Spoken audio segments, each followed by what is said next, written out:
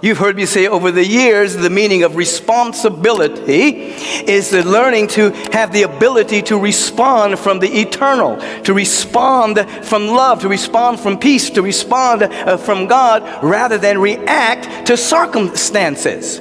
That the average individual that has not become conscious yet is enslaved by circumstances, situations, people, places, and things that appear to be outside of them, and they become enslaved to the endless cycle of their memory of the past coming into present moment with the interpretation of the past and causing a compulsive reaction to things going on in the world, things going on with other people, things going on with certain situations or circumstances in their life, and they are enslaved to that cycle of reactivity.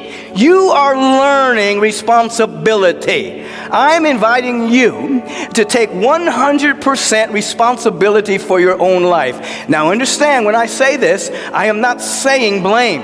I'm not saying fault finding with yourself. I'm not talking about a heavy burden of responsibility where you have to do everything. No.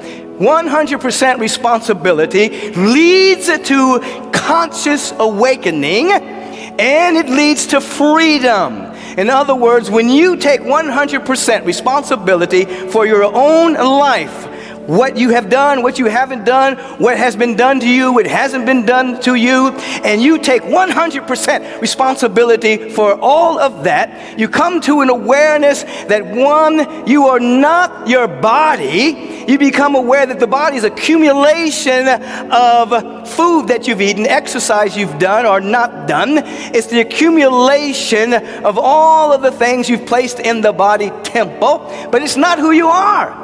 You begin to understand your mind is accumulation of the sensations that you have garnered through the five senses, the imprints that have happened on it since the time you've been on the planet, whether it's been a hereditary imprint, whether it's been a societal imprint, a religious imprint, a parental imprint.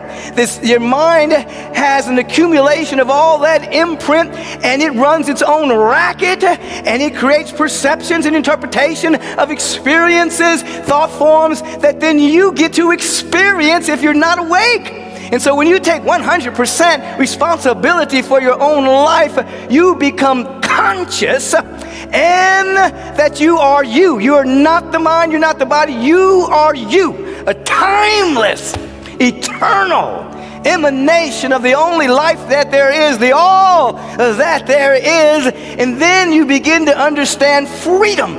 You can't understand freedom permanently unless you take full responsibility for your own life. You can't do it because you'll live in excuses. You'll live in victimhood. You'll live in somebody else did it to you. Somebody else is controlling your life. Somebody else is making you feel a certain way. Somebody's controlling your mood. Somebody, some circumstance is making you feel and do what they want you to do. But when you take full responsibility for your own life, you run into being free to allow you to create how you will be moment by moment by moment. You get to create yourself in the moment, how you will respond, not the circumstance, not the situation, not the person, you see?